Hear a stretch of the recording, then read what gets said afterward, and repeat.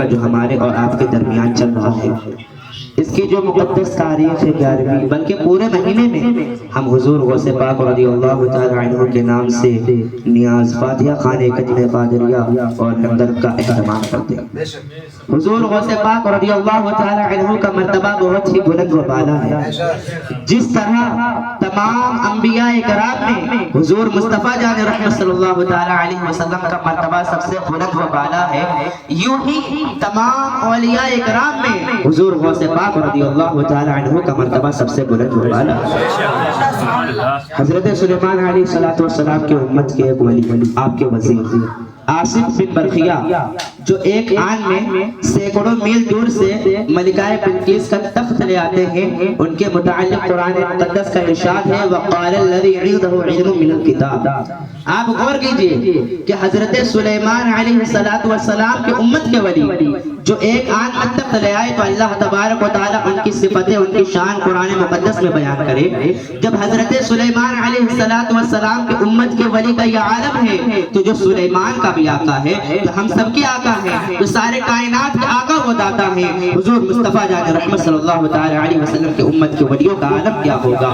اور ان کے امت کے ولیوں کا عالم یہ ہے کہ کوئی خواجہ غریب نواز بنتا ہے تو کوئی خواجہ بندہ نواز بنتا ہے، کوئی محبوب الہی بنتے ہیں تو کوئی مسعود غازی بنتے ہیں، کوئی خواجہ شمنا میرا، کوئی خواجہ محمد میرا، کوئی اعلیٰ حضرت حجت الاسلام، کوئی مفتی اعظم ہند، کوئی مفسر اعظم ہند، کوئی تاج الشریعہ علیہ رحمت رضوان بنتے ہوئے نظر آتے ہیں۔ جب ان سب کا یہ عالم ہے تو ان سب کا جو سردار ہے، جو شہنشاہ ہے، بادشاہ ہے، جسے ہم اور آپ قطب ربانی شہباز علامہ خانی حضرت سید شیخ عبد القادر جیلانی رضی اللہ تعالیٰ عنہ کے نام جانتے ہیں۔ حضرت شیخ شاہ رحمت اللہ علیہ فرماتے ہیں کہ آدھی رات گزر چکی تھی اور آدھی باقی تھی۔ کوئی شخص کعبۃ اللہ کی دیوار کو پکڑ کر زار و زار رو رہا تھا اور اللہ تبارک و تعالیٰ کی بارگاہ میں رو رو کے کہہ رہا تھا یا اللہ، اگر میرے اعمال تیرے بارگاہ میں درجہ قبولیت تک نہیں پہنچتے تو قیامت کے دن تو مجھے نابینا کر کے اٹھانا تاکہ تیرے نیک بندوں کے سامنے شرمسار نہ ہوں۔ حضرت آپ نے فرمایا، حضرت شیخ سعدی علیہ الرحمہ فرماتے ہیں کہ آپ کون ہیں اور اتنے درد کے ساتھ کیوں روتے ہیں، یہ الفاظ کیوں کہتے ہیں؟ رونے والے نے کوئی جواب نہ دیا۔ آپ نے دوبارہ فرمایا کہ آپ کون ہیں؟ رونے والے نے کہا انا عبد القادر جیلانی، میں عبد القادر جیلانی ہوں، ولیوں کے شہنشاہ ہیں، جن کے تمام اولیاء اللہ کے گردن پہ جن کا قدم ہے۔ عالم یہ ہے کہ اگر چیل کی طرف غضب نگاہ کر کے فرمائے تو چیل کا سر الگ اور تن الگ ہو جاتا ہے، اگر قبرستان میں جا کر قبر پر ٹھوکر مارے اور مردے کو کہیں زندہ ہو جائے تو وہ زندہ ہو جاتا ہے۔ عالم یہ ہے کہ علم حاصل کرتے کرتے ہی کتب بن جاتے ہیں۔ ایک شخص نے حضور غوث پاک رضی اللہ تعالیٰ عنہ سے سوال کیا کہ آپ کو اتنا عظیم مرتبہ کیسے ملا؟ تو حضور غوث پاک رضی اللہ تعالیٰ عنہ نے فرمایا کہ میں علم حاصل کرتے کرتے کتب بن گیا۔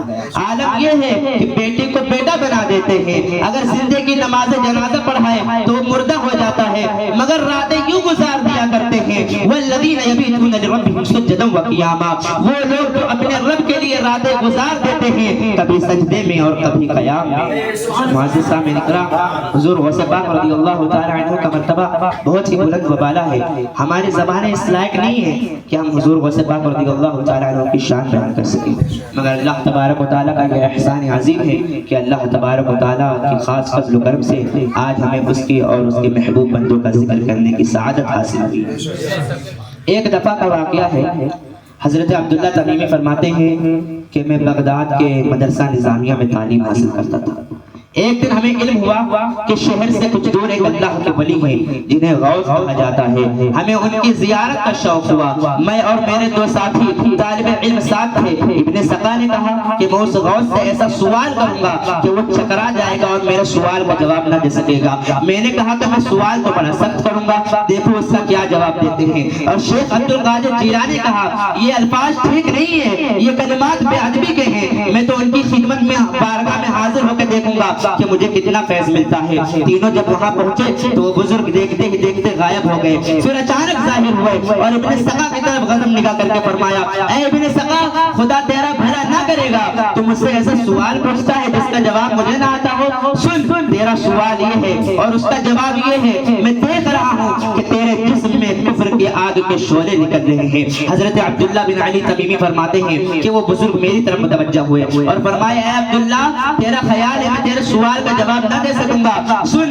تیرا سوال یہ ہے اور اس کا جواب یہ ہے، میں دیکھ رہا ہوں کہ دنیا تیرے کانوں کی لو تک پہنچ گئی ہے۔ پھر شیخ عبدالقادر جیلانی کی طرف متوجہ ہوئے اور ان کو سینے سے لگا لیا اور فرمایا اے عبدالقادر تم نے ادب کی وجہ سے اللہ اور اس کے رسول کو راضی کر لیا ہے۔ میں دیکھ رہا ہوں کہ تو بغداد کے منبر پر بیٹھا ہوا واعظ کہہ رہا ہے اور تمام انسان تیرے بیان سے فیضیاب ہو رہے ہیں اور تو کہہ رہا ہے قدمی ھذا علی رقبۃ کل ولی اللہ، میرا یہ قدم تمام اولیاء اللہ کے گردن پر ہے اور مجھے یہ بھی نظر آ رہا ہے کہ تمام تیرے شان کے تمام بزرگوں نے تیرے شان کے مطابق اپنے گردنوں کو جھکا دیا ہے۔ یہ کہہ کر وہ بزرگ ہم سے غائب ہو گئے، پھر ان کا کسی کو پتہ نہ چلا۔ حضرت عبداللہ تمیمی فرماتے ہیں کہ جس طرح اس غوث نے کہا تھا اللہ تعالیٰ نے اسی طرح کر دیا۔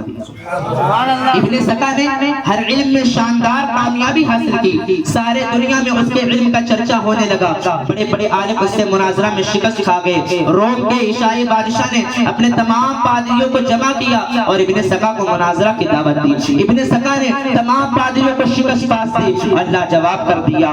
بادشاہ اس صورتحال سے سخت پریشان ہوا۔ اچانک بادشاہ کی جوان بیٹی پر ابن سکا کا نگاہ پڑ گیا، ابن سکا کی نگاہ پڑ گئی اور اس پر وہ عاشق ہو گیا اور ابن سکا بادشاہ سے کہنے لگا کہ اے بادشاہ تو اپنی بیٹی کا نکاح مجھ سے کرا دے۔ بادشاہ نے کہا ایک شرط پر کر سکتا ہوں، اگر تو اسلام کو چھوڑ دے اور عیسائیت کو قبول کر لے۔ ابن سکا نے اسلام کو چھوڑ کر گمراہ ہو گیا۔ بادشاہ نے اپنی بیٹی کا نکاح اس سے کر دیا، نکاح کے ساتھ ہی اس کے جسم میں کفر کے آگ کے شعلے بھڑکنے لگے، اس کے جسم میں کوڑ کی بیماری پھیل گئی۔ بادشاہ نے اس کو اٹھوایا اور شہر سے باہر پھینک دیا اور جو انسان اس کو دیکھتا تھا اس پر لعنت بھیجتا تھا اور لوگ یہ کہتے تھے یہ اتنا بدنصیب شخص ہے جس نے ایک اللہ کے ولی کی بے ادبی کی ہے۔ جو اولیاء اللہ اور ان کے شان میں گستاخیاں کرتے ہیں انہیں ابن سکا کا واقعہ سن کر اللہ سے خوف کرنا چاہیے۔ حدیث قدسی میں ہے، حدیث قدسی وہ ہوتی ہے جو کلام اللہ تعالیٰ کا ہو اور راوی مصطفیٰ جان رحمت ہو۔ اللہ تبارک و تعالیٰ ارشاد فرماتا ہے من عاد علی ولی فقد آذانته للحرب، جس نے میرے ولی سے دشمنی کی میں اسے جنگ کا چیلنج دیتا ہوں۔ بغیر اللہ تبارک و تعالیٰ سے کون جنگ کر سکتا ہے؟ معلوم ہوا کہ جو اللہ کے ولی کے منہ سے جو بات نکل جاتی ہے اسی طرح ہو کے رہتی ہے۔ راوی لکھتے ہیں کہ مجھے تحصیل علم کے بعد سلطان نور الدین نے دمشق بلایا اور مجھے وزیر بنایا اور میں نے دیکھا کہ دنیا میرے کانوں کی لو تک پہنچنے گئی ہے۔ اور شیخ عبدالقادر جیلانی کو اپنے آنکھوں سے دیکھا کہ بغداد کی جامع مسجد پہ کھڑے ہو کر کہہ رہے ہیں قدمی ھذا علی رقبۃ کل ولی اللہ، میرا یہ قدم تمام اولیاء اللہ کے گردن پر ہے۔ جن کی منبر بنی گردن اولیاء، جن کی منبر بنی گردن اولیاء، اس قدم کی کرامت پہ لاکھوں سلام، اس قدم کی کرامت پہ لاکھوں سلام۔ آپ کا یہ اعلان جب حضور غوث پاک رضی اللہ تعالیٰ عنہ نے یہ اعلان کیا تو حضور خواجہ غریب نواز عبادت میں مشغول تھے۔ آپ کا یہ اعلان سنتے ہی کہتے نہیں بلکہ میرے آنکھوں پر بھی اور میرے سر پر بھی ہے۔ اس لیے تو حضور مفتی اعظم فرماتے ہیں یہ دل یہ جگر یہ آنکھیں یہ سر، یہ دل یہ جگر یہ آنکھیں یہ سر، جہاں چاہو رکھو قدم غوث اعظم۔ اور حضور اعلیٰ حضرت فرماتے ہیں واہ کیا مرتبہ اے غوث ہے بالا تیرا، اونچے اونچوں کے سروں سے قدم اعلیٰ تیرا، سر بھلا کیا کوئی جانے کے ہے کیسا تیرا، اولیاء ملتے ہیں آنکھیں وہ ہے طلبہ تیرا، کیا دبے جس پہ حمایت کا ہو پنجہ تیرا، شیر کو خطرے میں لاتا نہیں کتا تیرا۔ اللہ تبارک و تعالیٰ کی بارگاہ میں دعا ہے کہ اللہ تبارک و تعالیٰ آج کے اس محفل کو قبول عطا فرمائے۔ میرے بولنے میں آپ کے سننے میں جو غلطی ہوئی میں اللہ تبارک و تعالیٰ کی بارگاہ میں توبہ کرتا ہوں۔ استغفر اللہ رب من کل ذنب واتوب الیہ وآخر دعوانا الحمد للہ۔